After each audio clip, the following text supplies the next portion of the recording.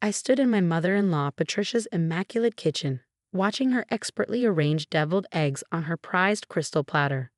The same platter she'd been using for family gatherings since before I married her son David 12 years ago. The same platter I wasn't allowed to touch. "Emma dear," she called out without looking up, her voice syrupy sweet but with an edge that could cut glass. "Why don't you go set the table? The adults have everything under control in here." The adults? As if I, at 34 years old, was somehow still a child. I caught my sister-in-law Amanda smirking as she stirred the gravy, sharing a knowing look with Patricia. They were quite the pair, mother and daughter, united in their mission to remind me that I'd never truly be part of their prestigious family. "Of course, Patricia," I replied, keeping my voice steady. I learned long ago that showing any sign of hurt only gave them more ammunition. As I gathered the plates, I heard Amanda's stage whisper, "Remember that casserole she brought last Easter?" I thought Dad was going to choke. "Thank goodness I had a backup ham ready," Patricia responded, loud enough to ensure I wouldn't miss a word. You never know what creative dishes some people might try to introduce to a family dinner. I gripped the plates tighter, willing myself not to react. If only they knew. If only they had any idea who I really was, what I was capable of in the kitchen. But David and I had agreed it was better this way. Better to let them think what they wanted. My 8-year-old son Lucas bounded into the kitchen, his dark curls bouncing. "Mom, can I help?" His eyes sparkled with the same mischief I'd fallen in love with in his father's eyes all those years ago. "Not now, sweetheart," Patricia intercepted quickly. "Grammy's kitchen is no place for children. Why don't we go watch TV with your cousins?" Lucas's face fell slightly, but he caught my eye. I gave him our secret wink, and his smile returned. He knew, even at his young age, how to play along.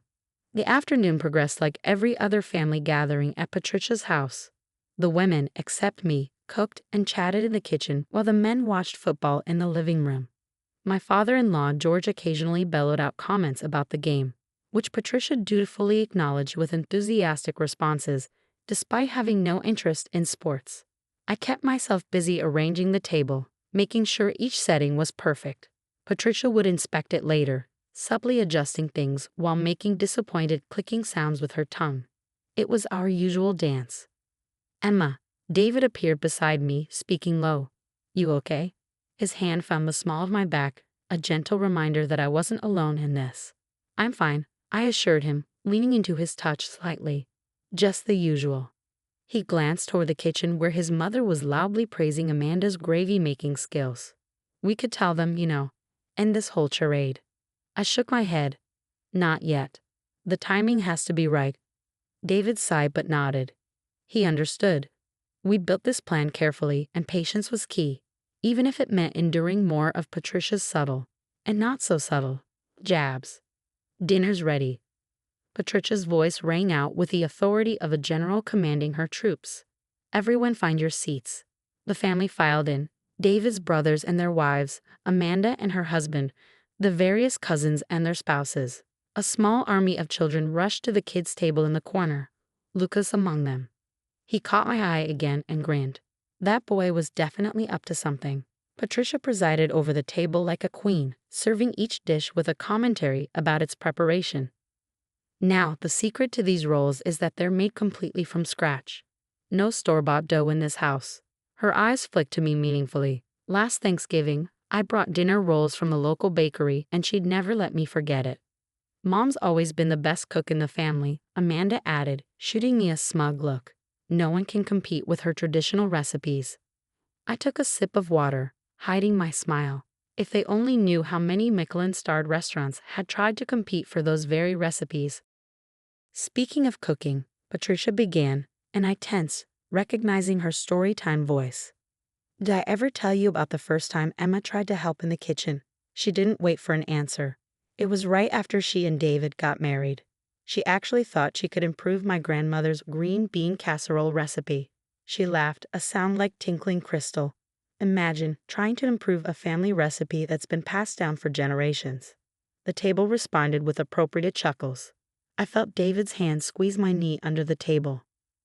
Now, mother," he started, but Patricia wasn't finished.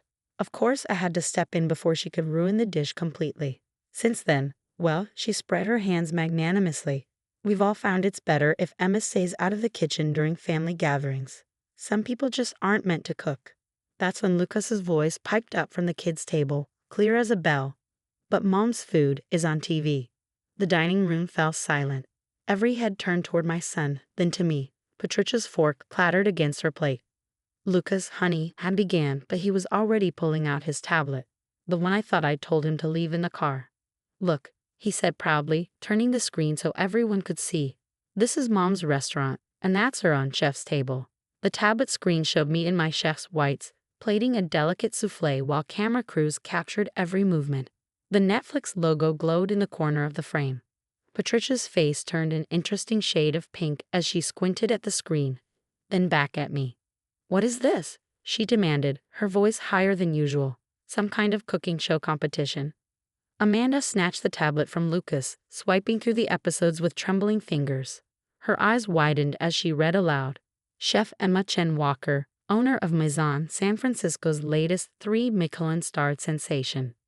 3 Michelin stars? George's booming voice cut through the tension. Isn't that the highest rating they give? David cleared his throat. Yes, Dad. Emma's restaurant earned them last year. She's actually the youngest female chef on the West Coast to receive that honor. The silence that followed was deafening.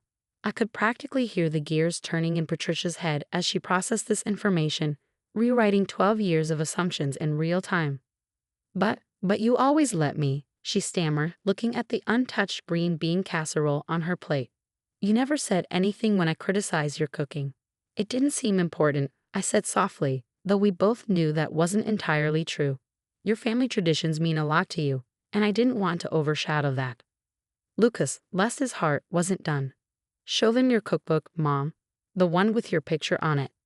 Amanda was already typing on her phone, her face drained of color as she found what she was looking for. Modern Comfort, Reimagining Family Recipes by Emma Chen Walker.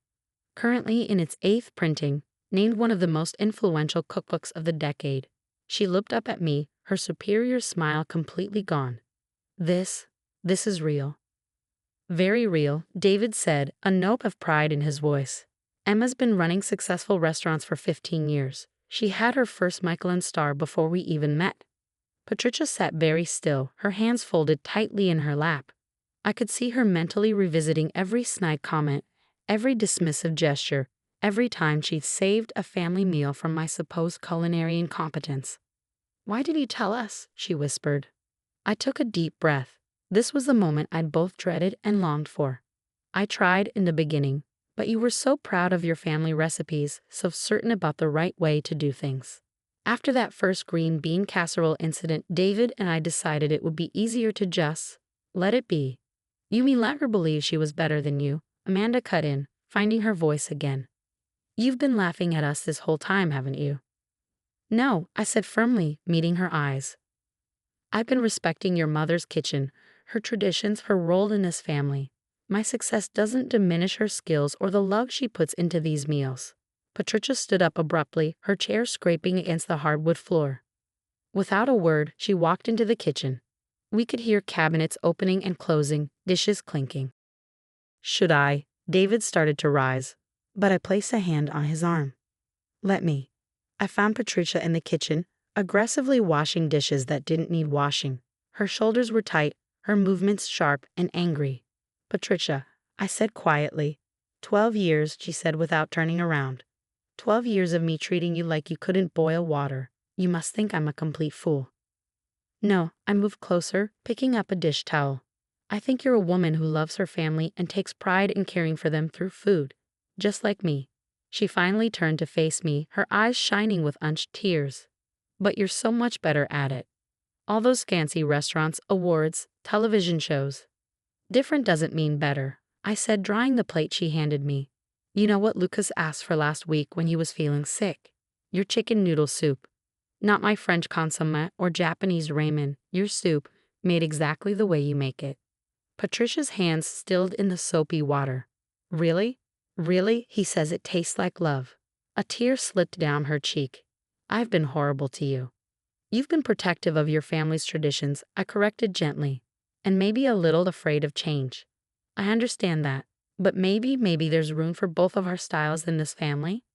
The next family dinner was different. 2 weeks had passed since Lucas's revelation, and this time Patricia had called me personally to extend the invitation. Her voice had been hesitant, almost shy, as she asked, Would you like to cook together this time?" That's how I found myself in her kitchen on a Sunday morning, our two cooking styles meeting for the first time.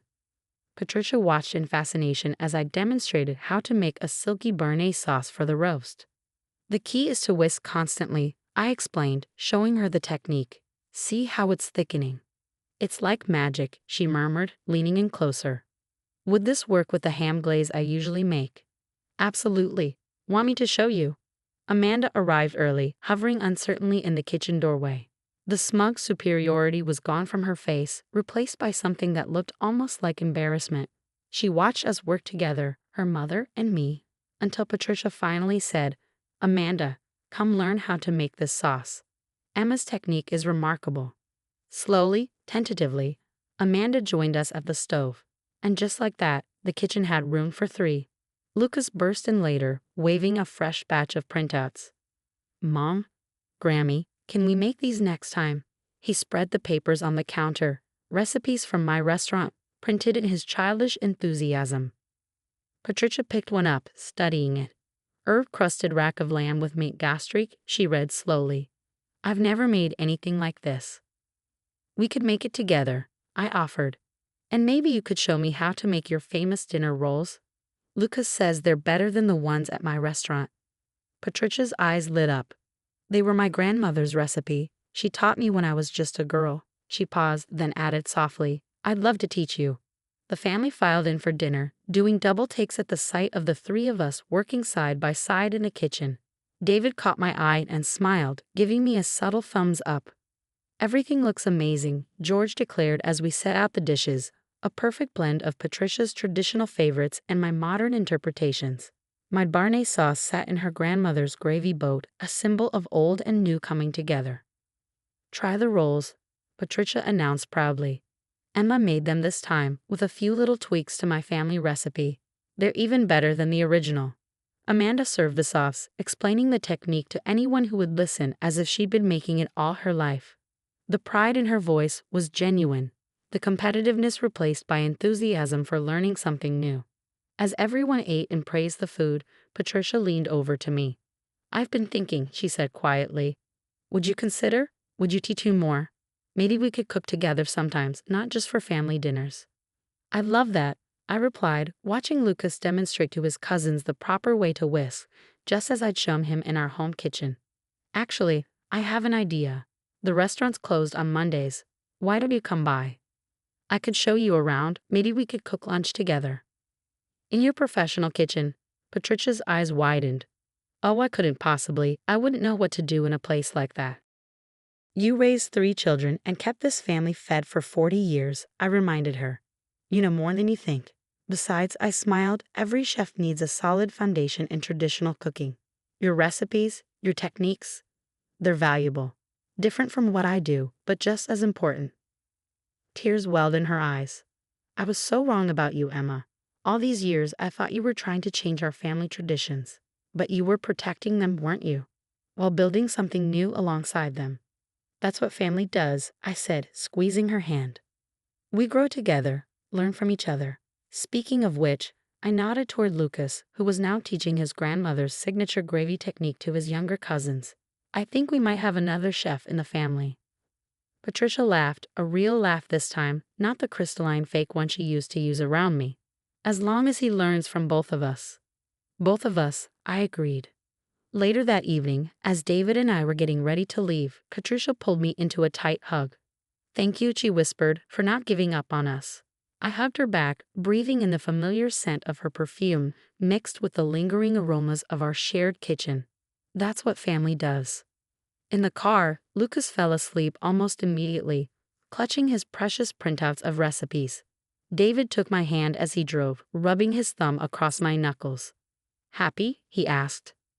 I looked back at the house, where Patricia stood in the doorway, waving. The porch light illuminated her face, and I could see her smiling, a real, warm smile that reached her eyes. "Yeah," I said. I think we all are.